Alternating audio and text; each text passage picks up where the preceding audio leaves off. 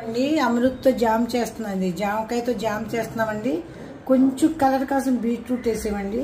నేను ఎవరో ఆస్కింగ్ అంటున్నారండి.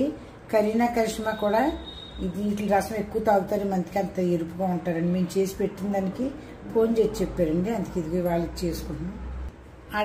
250 గ్రాములు అంటే ఒక పావు తీసుకున్నామండి జామకాయ అండి.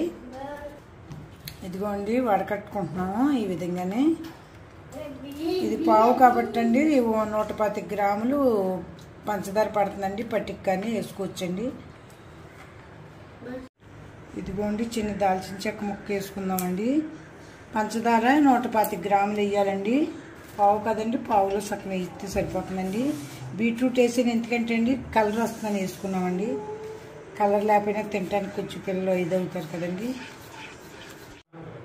ఇదిగో అండి పట్టికి బెల్లం వేసానండి 125 గ్రాములు. పావు కదండి, పావులో సగం, 250లో సగం ఇదండి.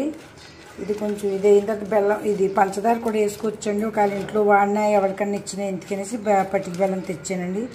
బీట్రూట్ ముక్క వేసానండి కొద్దిగా కలర్ రావడానికి.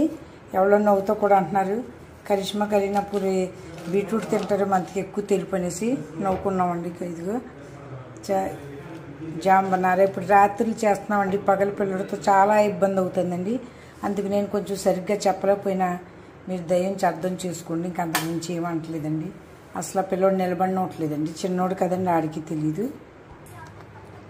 देखिए और थोड़ा सा बाकी है, ठीक ही बना। अब मिक्सी करने वाला कोई नहीं, इसीलिए गोटा डाल दिया, फिर भी ठीक ही है पक रहा। अब थोड़ा बाकी है, उसके बाद दिखा। ఇదిగోండి మొట్టమొదటి అయిపోయిందండి జాము. దీనికి చూసుకుంటానికి కొంతమంది చేతితో ఇలా లకీర్కి చూస్తారండి, లేకపోతే ఇదిగోండి అమృత్ తీపి కదండి అందుకు తక్కువ పడిందండి. ఇదిగోండి జారటం కొద్దిగా జారుతుందండి. ఇది లావుదండి, ఈ పెనం లావుది కాబట్టి నాకు తెలిసిన వరకు ఆ వేడికి సరిపోతుందండి. మన జామ్ అమృత్గా జామ్ అయితే తయారైంది. ఇంట్లో 10 నిమిషాల్లో మనం చేసుకోవచ్చండి. ఇవన్నీ పెద్ద గొప్ప కాదండి ఇవన్నీ.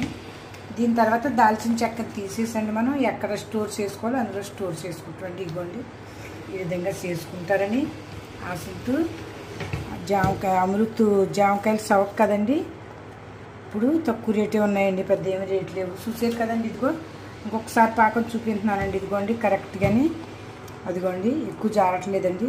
ఆ వేడికి అది సరిపోతుంది ఇంకా అండి.